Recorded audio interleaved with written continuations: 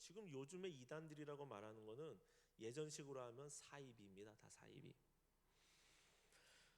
그래서 이 하나님의 말씀을 통하여서 우리는 복음을 명확히 알고 복음이 아닌 것을 분별해 낼 수 있게 되었습니다. 또한 삶의 원리를 성경에서 발견하고 죄까지도 분별할 수 있는 눈을 우리가 가지게 되는 것입니다. 만약에 신앙이 매우 좋다라고 말을 하는데 또 저분은 굉장히 영적이야, 영권이야라고 영권이 있어라고 이야기를 하는데 그분이 마태복음이 어디에 붙어 있는지도 모른다. 이러면은 신뢰가 안 가는 것입니다. 우리는 성경 말씀을 통해서 가장 먼저 하나님이 누구이신지를 알아야 됩니다. 그리고 하나님의 말씀을 쫓아 신앙의 삶을 살아가야 됩니다. 하나님의 뜻이 어디 있는지, 무엇이 하나님이 기뻐하시는 건지를 분명히 알고 이 말씀 위에 우리의 삶을 세워가야 합니다. 간혹 가다가 사람을 의지하는 경우들도 있습니다. 신앙생활 하다 보면 저분이 참 그런 말들도 쓰더라고요. 용해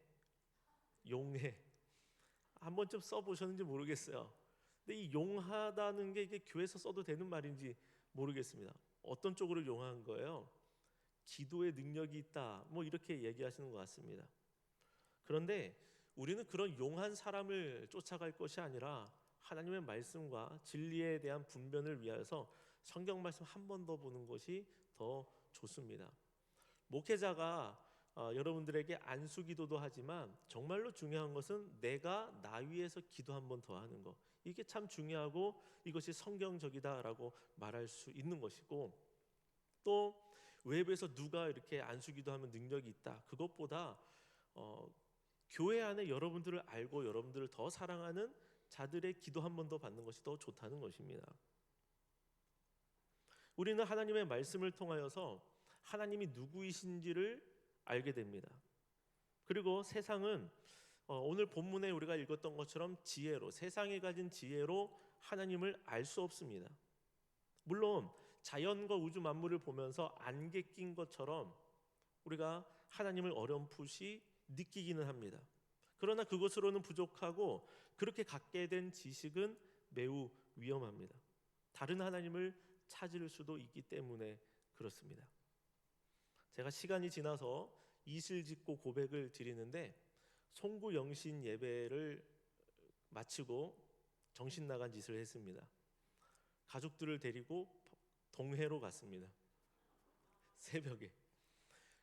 올해는 분위기가 참 나라가 힘들고 참 어렵고 분위기가 무겁고 해서 사람들이 별로 없겠다 했는데 새벽 3시, 새벽 4시가 됐는데 동해로 가는 길이 막히는 거예요.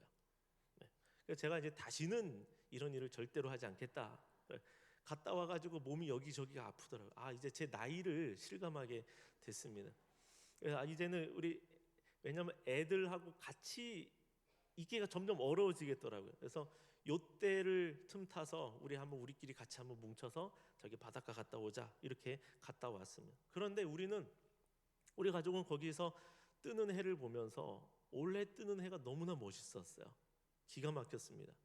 뜨는 해를 보면서 감사하고 올 한 해를 하나님 앞에 감사하고 소망을 하는데 그 자리에 와 있었던 어떤 많은 사람들은 빌더라는 것입니다. 태양을 보면서 첫 번째 뜨는 해를 보면서 무엇인지는 모르겠지만 빌고 그 태양을 보기 위해서 몰려온 사람들을 봅니다. 저 사람들은 무엇 때문에 여기 와 있을까? 저 사람들은 믿는 하나님은 어떤 하나님일까? 라는 생각을 해보게 되는 것입니다. 우리는 하나님을 지적으로 알아야지 됩니다. 그리고 인격적으로 하나님을 만나야 됩니다. 원어로 야다라는 단어를 여러분 잘 아실 겁니다. 이 야다라는 단어는 부부와 부부 사이의 친밀함, 일절 어떤 숨기는 것, 감추는 것 이런 것도 없는 친밀한 알을 뜻하는데, 하나님은 우리가 하나님을 그렇게 알기를 원하시는 것입니다. 그래서 하나님은 자신을 신비롭게 감추시거나 신비인 척 숨어 계시는 분이 아니십니다. 우리가 하나님을 알기를 원하고 찾기를 원하시고 그것을 위해서 하나님이 곳곳에 하나님의 흔적을 남겨 놓으셨고 그것으로도 부족해서 성경의 말씀을 저와 여러분들에게 주셨습니다. 하나님을 아는 것은 지적인 작업으로부터 시작됩니다. 이게 굉장히 중요합니다. 지식을 통해서 인격적인 만남으로 나아갈 수 있습니다. 먼저 우리가 하나님을 머리로 아는 겁니다. 성경을 읽는 겁니다. 아, 하나님이 이런 분이구나라는 걸 아는데 이 머리에서 이쪽으로 점점 가슴으로 내려오게 되는 거죠. 만나는 겁니다. 하나님을 경험하는 것입니다. 하나님께서 말씀을 통하여 자신을 나타내 보여주신 이유는 무엇일까요? 나랑 교제하자. 내가 너희를 기뻐하고 내가 너희를 사랑하는데 너희가 내 사랑을 알아주기를 원한다. 너희도 나를 기뻐해라.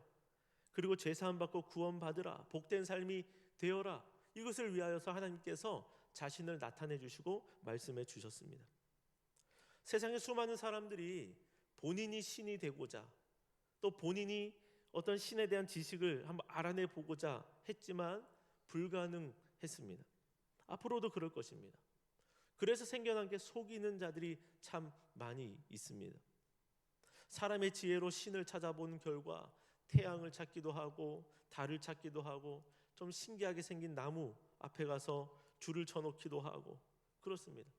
어떤 사람이 찾아낸 신은 심지어 가정을 파탄내고 인생을 망가뜨리는 그런 신들도 있더라는 것입니다.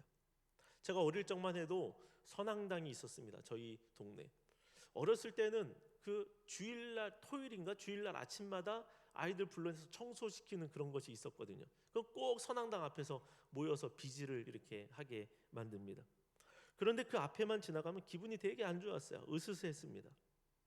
하나님의 말씀이 없을 때에 사람들은 엉뚱한 것을 섬깁니다. 엉뚱한 것을 찾게 되어 있습니다. 나무가 생각을 하거나 만약에 말을 할 수 있다면 얼마나 어이가 없겠습니까? 저것들이 왜 나한테, 나는 저들을 위하여 존재하는데 왜 저들이 왜 나에게 빌고 있지? 먹지도 못하는 음식을 여 앞에 갖다 차려놓고 있지? 그럴 겁니다. 시편 1편에 있는 말씀처럼 복 있는 사람이 누구입니까? 여호와의 말씀을 즐거워하는 자입니다. 하나님의 말씀을 주야로 묵상하는 자입니다. 한국 사람들이 복을 좋아해요. 복. 그러나 성경에 기록되어 있지 않습니까? 진짜 복이 무엇입니까? 하나님의 말씀을 즐거워해서 묵상하는 자, 하나님을 즐거워하는 자, 이들이 정말로 복된 자들이다 라고 분명히 기록되어 있기 때문에 우리가 이것이 복이구나 하면서 참다운 복에 이르는 신앙의 삶을 하나님의 말씀을 통하여 우리가 살아가게 되는 것입니다. 시편 14편 1절에는 이런 말씀이 있습니다. 어리석은 자는 그 마음에 하나님이 없다 하는도다. 어리석은 사람은 그 마음에 이르기를 하나님이 없다라고 이야기하는 것입니다. 어리석다는 거예요. 가장 어리석다는 것입니다. 그러면은 이 말씀을 보면서 내가 어리석은 자네라는 걸 또 깨닫게 되는 것이죠. 계시라고 하는 것은 나타내다, 말씀하다, 명령하다, 일하신다, 알게 하신다 이런 뜻들을 가지고 있습니다. 확실한 것은 사람은 절대로 하나님을 온전히 알아낼 수 없습니다. 그러므로 여러 방법으로 자신을 나타내시는 하나님은 그야말로 우리에게 놀라운 분이시라는 것이죠. 우리가 받은 특권입니다. 하나님이 하나님 되심을 나타내어 주셨기 때문에 하나님 편에서의 호의와 사랑이 바로 성경 말씀입니다. 로마서 1장 20절의 말씀을 한번 읽어보도록 하겠습니다. 창세로부터 그의 보이지 아니하는 것들 곧 영원하신 능력과 신성이 그가 만드신 만물에 분명히 보여 알려졌나니 그러므로 그들이 핑계하지 못할지니라. 아멘. 하나님께서 만물을 지으셨습니다. 창조하셨죠. 창조할 때 막 이렇게 두드려서 만들었다 하는데 거기에 하나님의 신성이 모든 만물에 담겨 있는 것입니다. 하나님의 신의 성품이 만물에 보여져 있기 때문에 담겨 있기 때문에 사람들이 만물을 보며 자연을 보면서 경외감이 들 수밖에 없는 겁니다. 그러므로 세상 사람들은 이 세상의 만물을 보면서 하나님이 계시다라는 것 정도는 기본적으로 알아야 합니다. 피조세계는 하나님이 계시다는 증거가 됩니다. 이것을 가리켜서 우리가 많이 들어보셨죠? 일반 계시라고 많이 들어오셨을 겁니다. 대학 다닐 때 오르쉐 미술전을 한번 다녀왔습니다. 교양 과목이 있어서 미술, 기독교 미술이었던 것 같아요. 그 과목을 들었는데 교수님이 숙제로 오르쉐 미술전을 예술의 전당에서 하니까 가서 꼭 보고 뭐 소감을 써와라 이렇게 이야기를 하는 겁니다. 전시회를 가서 보니까 미술책에서 봤던 실제 작품이 다 있는 겁니다. 고흐의 그림, 그리고 밀레의 작품들, 이런 작품들이 다 있어요. 그런데 참 이게 저는 안목이 없다 보니까 이 앞에 그려 있는 실제 그 그림보다 이렇게 팜플렛에 나와 있는 그림이 더 좋아 보이더라고요. 더 선명하고 더 좋아 보이고 막 그러는 겁니다. 그런데 그 작품을 보고 작품에 대한 설명들을 들으면서 이 작품의 내용을 이해하고 이 그림에 담겨 있는 이 화가들의 메시지를 이해할 수가 있게 되더라는 겁니다. 음악도 마찬가지죠. 그 곡에는 작가의 심경과 감정, 어떤 곡에는 심지어 신앙까지 그 음악에 들어 있습니다. 그래서 어떤 음악은 들으면서 은혜를 받기도 하고 어떤 음악을 들으면서는 눈물을 흘리기도 하는 겁니다. 마찬가지입니다. 하나님께서 우리 주변에 펼쳐 놓으신 이 자연 만물을 보면서 우리는 하나님과 하나님의 마음을 알 수 있다는 것이죠. 하나님이 이런 분이시구나, 이런 아름다운 분이시구나, 작품을 우리가 보게 되는 것입니다. 그래서 아침에 뜨는 그 강렬한 태영을 보면서 하나님의 강하심과 또 새로운 것을 시작하시는 그 은혜를 우리가 보게 되는 것이고, 하루의 저무는 천천히 지는 그 노을과 저녁 태양을 보면서는 하나님의 포근하심과 인자하심 등을 우리가 또 볼 수 있는 것입니다. 저 신비한 광활한 우주를 보면서는 하나님의 크심을 우리가 알게 되고, 현미경 속에 있는 그 미세한 세계를 바라보면서는 하나님의 지혜의 대단하심과 어느 것 하나도 놓치지 아니하시는 세밀하신 주님을 우리가 만나게 됩니다. 이런 것이 일반적인 계시입니다. 그뿐만이 아니죠. 우리는 역사를 통해서도 하나님을 알 수 있습니다. 모든 민족의 흥망성쇠를 보면서 그 모든 나라의 일어섬과 또 무너짐을 주장하시는 하나님이 계심을 알게 되는 것입니다. 하나님은 세상을 지으시고 방관하는 분이 아니시라는 것이죠. 그 하나님께서 나라의 역사만 주관하시는 것이 아니라 오늘날 우리의 역사도 주관하신다라는 것을 알게 되고, 또한 자연과 역사 외에도 사람의 마음, 사람의 양심을 통해서도 우리는 하나님의 실제하심을 알 수 있는 것입니다. 우리의 감정, 인간이 서로가 사랑하는 것, 용서를 해주는 것, 사람이 긍휼의 마음이 일어나면 여러분 대단합니다. 긍휼의 마음이 일어나면 정말로 갚아주려고 하는 게 사람 아니겠습니까? 선을 추구하는 마음, 이런 모든 것에 우리의 마음에 하나님의 성품이 반영되어 있기 때문에 우리는 사람의 마음을 보면서, 인간을 보면서도 하나님이 살아계시다라는 것을 알게 되는 것입니다. 그러나 이런 것들에는 한계가 분명히 있다는 것입니다. 구원에 이르는 지식까지 전달해 주지는 못합니다. 자연이나 인간에 스며든 그 깨어진 형상으로는 하나님에 대한 온전한 지식을 우리가 가질 수 없습니다. 같은 자연을 보면서도 사람마다 해석이 다 다르기 때문에 그렇습니다. 인간은 죄로 인해서 하나님에 대한 올바른 지식을 결코 스스로 가질 수 없습니다. 도를 닦아서 이룰 수 있는 구원에 대한 지식이 결코 아닙니다. 올바른 반응을 우리는 가질 수가 없는 겁니다. 그래서 오직 구원은 예수 그리스도를 통해서만 받게 됩니다. 그리고 그 구원자가, 메시아가 누구냐라는 것을 우리가 어떻게 알 수 있느냐? 하나님께서 말씀에 기록해 놓으셨고, 말씀에 기록되어져 있는 메시아에 대한 모든 예언들이 예수님에게 다 이루어졌기 때문에 그것을 보면서, 말씀을 보면서 예수님이 하나님의 아들로 이 땅 가운데 오셨구나라는 사실을 우리가 알게 되는 것입니다.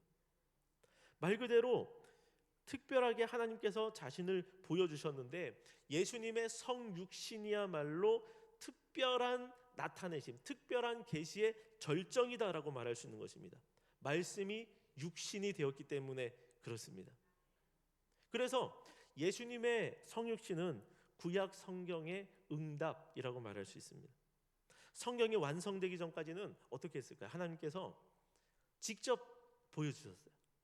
직접 찾아가셨고 직접 말씀해 주셨고 또 천사를 보내시기도 하셨습니다. 아담과 하와, 모세, 아브라함 뭐 이런 사람들이 하나님을 직접 하나님의 음성을 들었던 그런 사람들입니다. 그 외에도 꿈을 통하여 구약시대에 말씀하신 경우가 있고 또 선지자를 보내셔서 그 입에 말씀을 담아서 하나님의 말씀을 선포하도록 하신 경우도 있고 어떨 때는 초자연적인 기적을 일으키셔서 하나님께서 자신의 뜻을 나타내신 그런 경우가 있습니다. 그러나 이제 저와 여러분들이 살아가고 있는 이 시대에 하나님께서 이러한 방법들을 쓰실까요? 하나님께서 여전히 그렇게 행하실까요? 직접 찾아오셔서 말씀하시고 눈앞에다가 막 글씨를 적어서 가르쳐 주시고 어떤 개인적인 특별한 경험들을 하나님 안에서 우리가 받을 수는 있지만 이미 하나님께서 주신 하나님의 말씀 성경이 완료가 되었기 때문에 성경이 완벽히 우리 가운데 주어졌기 때문에 이제는 홍해를 가르는 듯 그러한 역사는 일어나지 않습니다. 이제는 사도는 없습니다. 이제는 선지자도 없습니다. 요즘에 자칭 어떤 무슨 사도 아니면 무슨 선지자 이런 용어는 여러분 듣자마자 걸러내시길 바랍니다. 하나님께서 이미 완결해 주셨기 때문에 우리는 이 완결된 하나님의 말씀을 통하여 이미 하나님의 뜻을 다 알고 깨달아 이행하고 실행할 수 있다는 것입니다. 누가 이 말씀을 바꿀 수 없습니다. 우리는 하나님의 말씀인 성경을 읽으면서 하나님에 대해서 이해하게 되는 것이죠. 인생에 대해서도 알게 되죠. 어떻게 와서 무엇을 하다가 어디로 가야 되는 것인가? 구원은 어떻게 받는 것인가? 심판이란 무엇이며 영원한 나라가 무엇인가? 우리는 이 기록된 말씀을 통하여 하나님을 알게 되는 것입니다. 그렇기 때문에 신앙 생활은 반드시 하나님의 말씀을 중심으로 해야 할 줄로 믿습니다. 하나님의 말씀입니다. 목사의 말이 아니라 하나님의 말씀으로 우리가 받게 되는 거예요. 그러나 이 목사의 말이라고 할지라도 하나님의 말씀과 핀트가 어긋난 그러한 말씀을 전한다면 그것을 하나님의 말씀으로 받으면 안 됩니다. 왜냐하면 하나님의 권위가 그 위에 있고 목회자, 모든 설교자는 하나님의 종이기 때문에 그렇다는 것입니다. 그러므로 나의 삶의 모든 기준이 하나님의 말씀이 되도록 하시기를 바랍니다. 강조하고 또 강조해도 부족함이 없습니다. 성경을 통해서 하나님을 안다라는 것은 하나님의 존재를 아는 것에서 그치는 것이 아니에요. 하나님을 기뻐하고 하나님을 즐거워하고 예배하는 것으로 나아갑니다. 하나님에 대해서 알고 예배에 대해서 알고 또한 섬김이 무엇인지에 대해서 알았기 때문에 그것을 우리가 몸으로 실천하며 살아가는 자들이 되어지는 것입니다.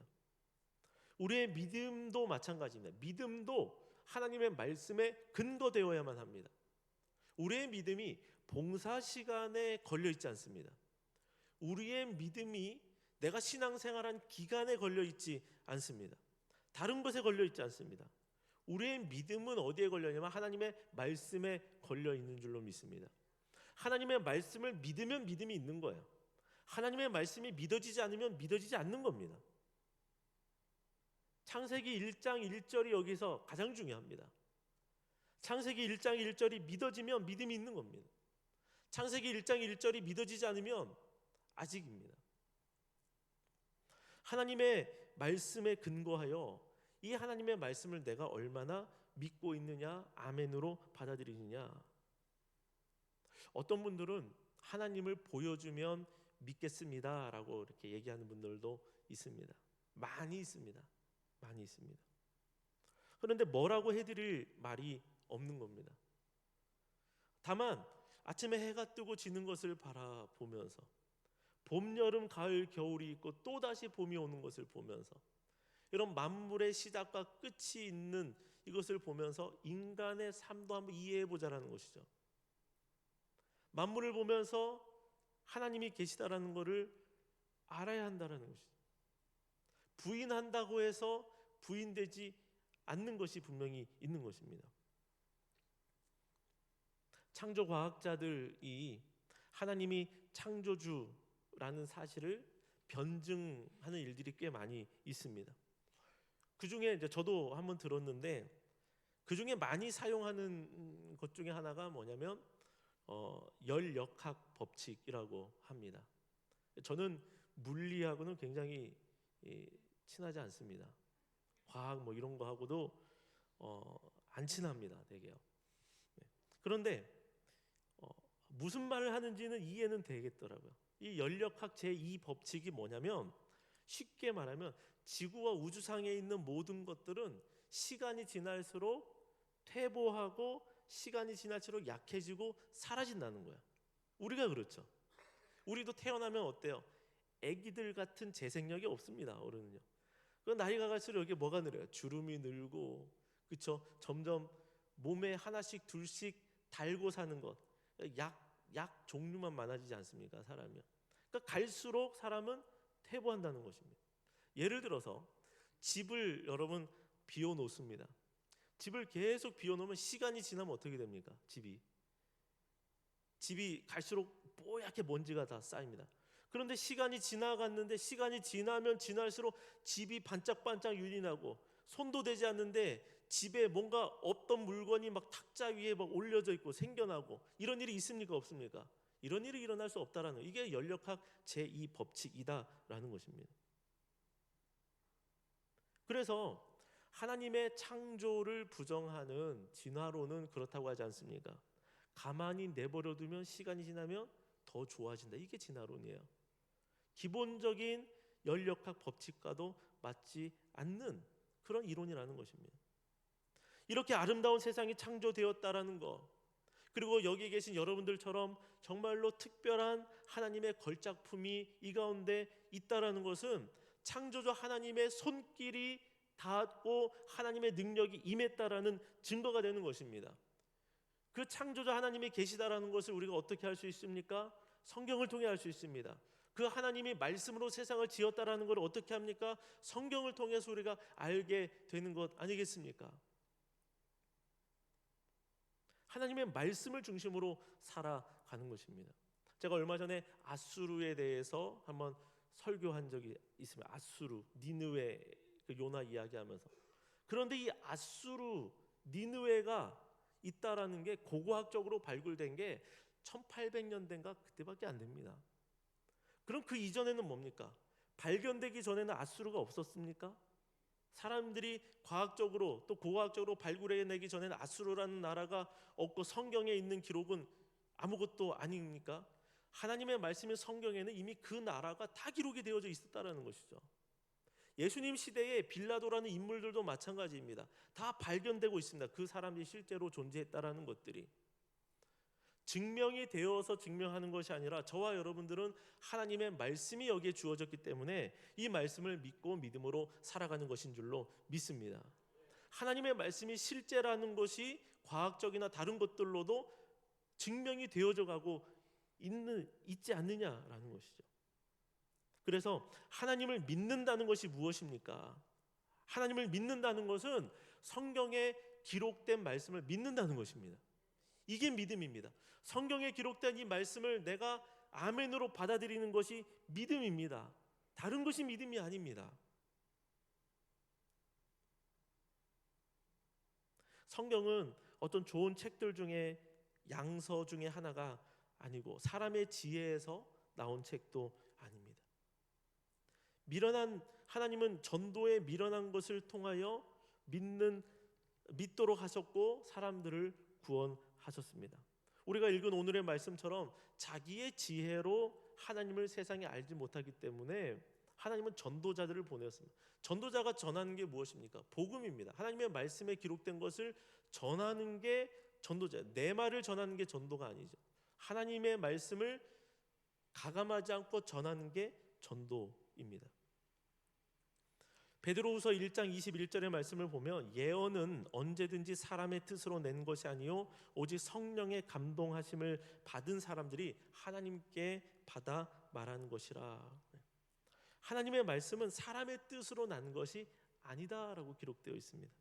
하나님의 말씀, 인간의 책이 아니라 하나님의 책이라는 사실입니다.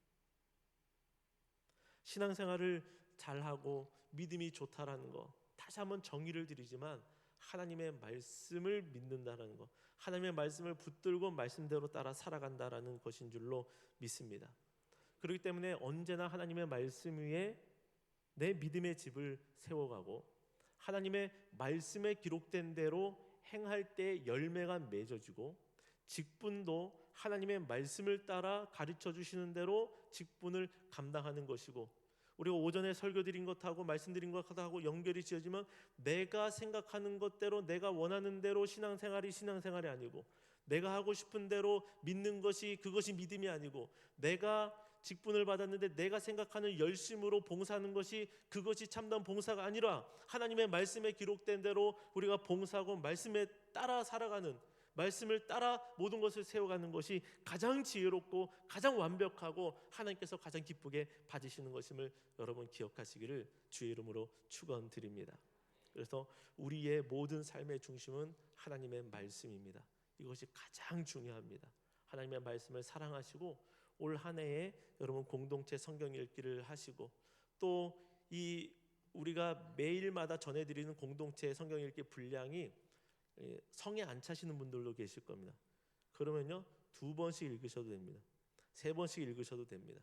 그렇게 해서 많이 읽으시는 분들은 거의 한 달에 한 번 정도씩 성경을, 한 달에 한 번, 또 아니면 그 3달에 2번 이 정도까지 통독하시는 분이 있는 걸로 알고 있는데, 하나님의 말씀을 많이 읽을수록 또 많이 가까이 할수록 그것이 우리에게 복이 된다라는 사실을 기억하시고 말씀 위에 살아가시는 우리의 삶이 되기를 주님의 이름으로 축복을 드립니다.